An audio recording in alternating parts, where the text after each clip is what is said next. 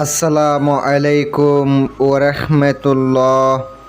সুপ্রিয় দর্শক, আশা করি আল্লাহ রাব্বুল আলামিনের অশেষ মেহেরবানিতে ও দয়ায় আপনারা সবাই ভালো আছেন। আজ আমি আপনাদের সামনে কিভাবে আপনার মনের মানুষকে আপনার কাছে আনতে পারবেন, আপনার ভালোবাসার মানুষকে আপনার নিজের আয়ত্তে আনতে পারবেন, বশীকরণের একটা শক্তিশালী নকশা নিয়ে আসলাম।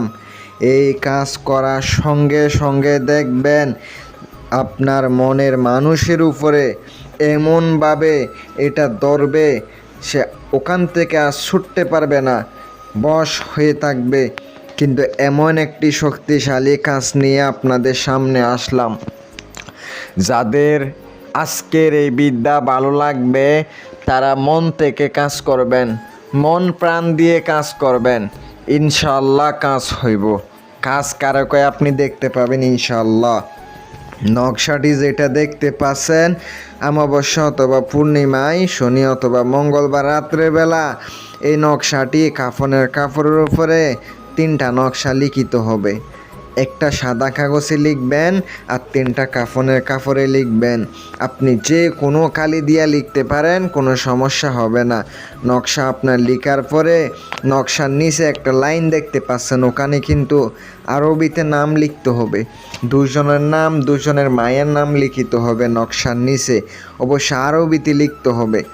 যারা বাংলাতে লিখতে চান কিন্তু বাংলাতে লিখলে কাজ করবে না, নকশা যখন আরবিতে, এই জন্য নামও কিন্তু আরবিতে লিখতে হবে।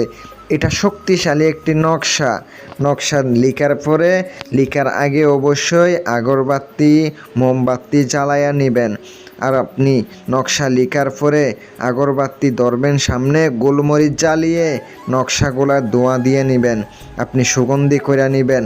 তারপরে নকশা আপনি কি করবেন, প্রথমত একটা নকশা মোড়াবেন, যে কাগজে লিখছেন একটা রুফার মাদুলিতে বইরা নিজের হাতে ব্যবহার করবেন।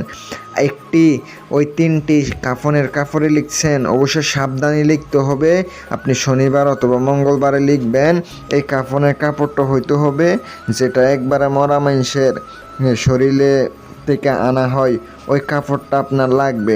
যেইতে কাপড় হবে না, নতুন কাপড় হইলেও হবে না। আপনি মনে রাখবেন, যখন আপনার লিখা হয়ে যাবে তখন আপনি মোড়াইয়া একটা আপনি চলাচল পথে পুঁতে দেবেন। রাত 12টার সময় শ্মশানে গিয়ে পুঁতে দেবেন, একটা কবরস্থানে পুঁতে দিয়ে আসবেন। এটা কোনো চালানি কাজ না, এগুলা করলে সে বশীভূত হবে। আমি দিলাম, যদি আপনারা কাজ করেন অবশ্যই কাজ হবে। যারা কাজের জন্য যোগাযোগ করবেন ইনশাল্লাহ কাজ করে দেওয়া হবে, ইনশাল্লাহ কাজ করে নিতে পারেন। সকলে ভালো থাকবেন, সুস্থ থাকবেন। আসসালামু আলাইকুম ওরহমতুল্লাহ।